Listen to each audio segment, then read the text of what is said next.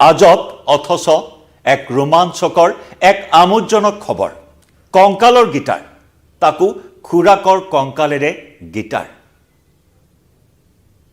নমস্কাৰ প্ৰিয় দৰ্শক মই জয়ন্ত মাধৱ গোস্বামীয়ে আপোনাক স্বাগতম জনাইছো নিউজ 18 অসম নৰ্থ ইষ্টৰ ডিজিটেল লাইভলৈ হয় আজব অথচ এক ৰোমাঞ্চকৰ এক আমোদজনক খবৰ এইখিনি মুহূৰ্তত লৈ আহিছো আৰু আগবঢ়াই লৈছো প্ৰথমে বিশেষ গীটাৰখন আপোনালোকৰ সন্মুখত এয়া সেই বিশেষ গীটাৰখন এয়া ৰাজহাৰ আৰু কামিহাৰেৰে সাজি লোৱা বনাই লোৱা এখন গীটাৰ এখন ব্যতিক্ৰমী গীটাৰ আৰু এই গীটাৰখনে এতিয়া বিশ্বৰ সংগীত জগতত বিশেষভাৱে চৰ্চা লাভ কৰিছে আমি দৃশ্য দেখুৱাইছো ভিডিঅ' ৱালত সেই গীটাৰখন দেখুৱাইছো এই গীটাৰখন এনেদৰে বনোৱা হৈছে তাকো খুৰাকৰ কংকালেৰে খুৰাকৰ ৰাজহাৰ আৰু কামিহাৰৰ কিছু হাৰেৰে বনোৱা হৈছে এই গীটাৰখন এখন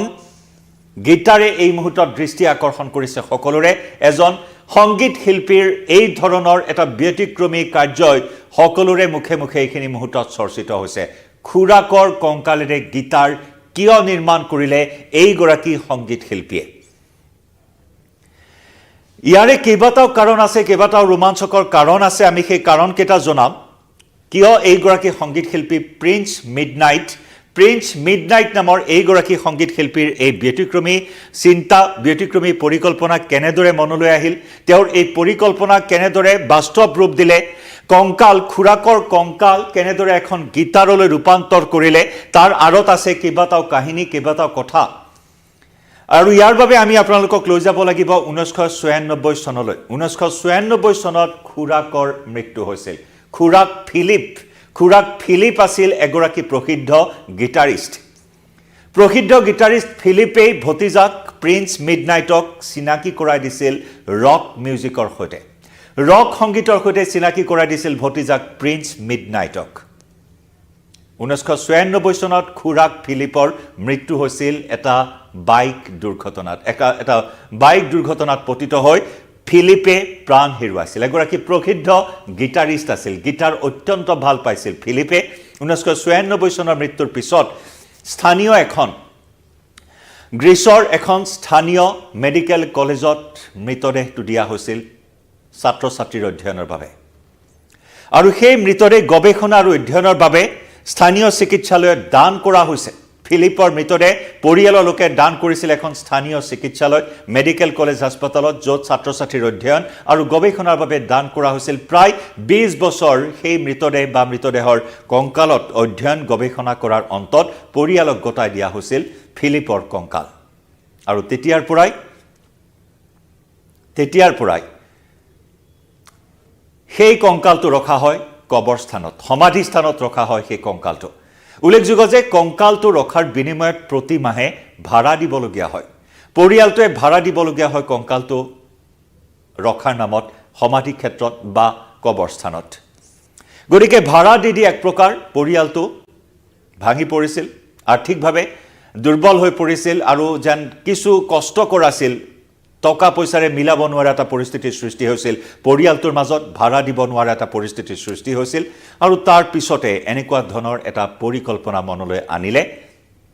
ফিলিপৰ সন্মান জনাবৰ বাবে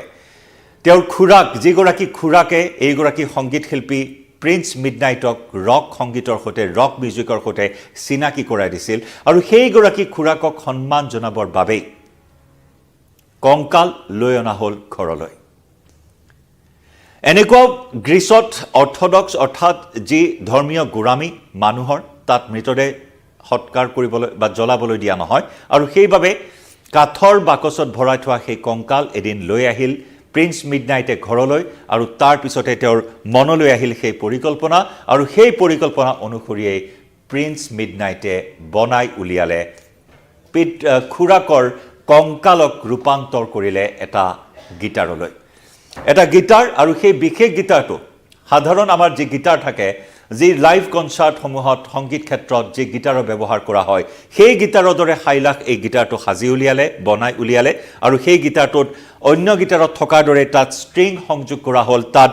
ভলিউম নব সংযোগ কৰা হ'ল তাত গীটাৰৰ জেক লগোৱা হ'ল পিকআপ লগোৱা হ'ল ইলেক্ট্ৰনিক বোৰ্ড লগোৱা হ'ল ইলেক্ট্ৰিক বোৰ্ড যোগ কৰি তাক সম্পূৰ্ণ গীটাৰৰ ৰূপ দিয়াৰ চেষ্টা চলালে সম্পূৰ্ণ গীটাৰৰ ৰূপ দিয়াৰ লগতে বাদ্যযন্ত্ৰটোৱে অৱশ্যে কিছুমান বিশেষ কৰ্ড বজাব নোৱাৰে কিন্তু তথাপিও ই অইন বাদ্যযন্ত্ৰ অইন গীটাৰৰ দৰে ঠিকেই কাম কৰে আৰু যাক প্ৰিন্স মিডনাইটে নাম দিলে স্কেল কাষ্টাৰ বুলি স্কেল কাষ্টাৰ হিচাপে নাম দিলে মৰমৰ সপোনৰ এই গীটাৰখনক এইগৰাকী সংগীত শিল্পী প্ৰিন্স মিডনাইটে ইতিমধ্যে এটা সাক্ষাৎকাৰত তেওঁ সদৰি কৰিছে তেওঁৰ ইউটিউব চেনেলতো এই কথা সদৰি কৰিছে ইউটিউব চেনেলৰ কেইবাটাও পোষ্ট তেওঁ জনাইছে এই বিষয়ে য'ত তেওঁ সদৰি কৰিছে যে তেওঁৰ খুৰাকেই পথ প্ৰদৰ্শক আছিল সংগীতৰ ক্ষেত্ৰখনত সংগীতৰ জগতখনত প্ৰতিষ্ঠা লাভ কৰিবলৈ সংগীতৰ ক্ষেত্ৰখনত আগুৱাই যোৱাৰ ক্ষেত্ৰত তেওঁৰ খুৰাকেই আছিল একমাত্ৰ ব্যক্তি যিয়ে তেওঁক পথ প্ৰদৰ্শক যিয়ে তেওঁক আঙুলিত ধৰি লৈ গৈছিল এই ক্ষেত্ৰখনলৈ আৰু যি খুৰাকৰ অৱদানৰ বাবে আজি প্ৰিন্স মিডনাইটে সংগীত ক্ষেত্ৰখনত তিষ্ঠি থাকিব পাৰিছে গতিকে সেই প্ৰিন্স মিডনাইটে অৱশেষত তেওঁৰ খুৰাকক সন্মান জনাবৰ উদ্দেশ্যে তেওঁৰ খুৰাকৰ যি উষ্ম অনুভৱ খুৰাকৰ যি আশীৰ্বাদ সেই আশীৰ্বাদ অনবৰতে তেওঁৰ কাষত থকাৰ কাৰণে এইদৰে কংকালটোকে ৰূপান্তৰ কৰিলে এখন গীটাৰলৈ এক আমোদজনক নহয়নে ইয়াৰ লগতে তেওঁ কৈছে যে সদায় মোৰ খুৰাই ইয়াৰ জৰিয়তে মোক আশীৰ্বাদ দি থাকিব হয়তো খুৰা যদি আজি জীয়াই থাকিল হয় খুৰাই এয়াই বিচাৰিলে হয় গতিকে সেইভাবে তেওঁ নিজকে যথেষ্ট গৌৰৱান্বিত অনুভৱ কৰিছে তেওঁ এটা সাক্ষাৎকাৰতো কৈছে যে মই অত্যন্ত গৌৰৱান্বিত যে মোৰ খুৰাক মোৰ জীৱন আৰু মোৰ ওপৰত তেওঁৰ যি প্ৰভাৱ আছিল তাক এনেকৈ জীয়াই ৰখাৰ মই চেষ্টা কৰিছো আৰু মোৰ খুৰাৰ মোৰ জীৱনৰ ওপৰত প্ৰভাৱক মই এনেদৰে সন্মান জনাবৰ বাবে এই কাম মই কৰি দেখুৱাইছো আৰু এই যি তেওঁৰ গীটাৰখন বনালে এই যি প্ৰকল্প হিচাপে তেওঁ অভিহিত কৰিছে যাক তেওঁ স্কেল কাষ্টাৰ হিচাপে নামকৰণ কৰিছে এই গীটাৰখনক আৰু এই স্কেল কাষ্টাৰক লৈ তেওঁ যথেষ্ট গৌৰৱান্বিত তেওঁ যথেষ্ট সুখী তেওঁ য'তেই সংগীত পৰিৱেশন কৰিবলৈ গৈছে তাতেই গীটাৰখন লৈ গৈছে আৰু সেই গীটাৰখনৰ বনোৱাৰ আঁৰৰ কাহিনীৰ কথা দৰ্শকৰ আগত কৈছে তেওঁ প্ৰতিটো অনুষ্ঠানতে তেওঁ যথেষ্ট আনন্দ উপভোগ কৰিছে কাৰণ 20 বছৰ পূৰ্বে তেওঁ ক্ষমা কৰিব 20 বছৰ ধৰি এটা কংকালত ভাড়া দি অৱশেষত সহায় হৈ পৰা পৰিয়ালটোৰ উদ্ধাৰৰ বাবে এনেকুৱা ধৰণৰ এটা চিন্তা চৰ্চা কৰিলে 1996 চনত প্ৰাণ হেৰুৱাইছিল তেওঁৰ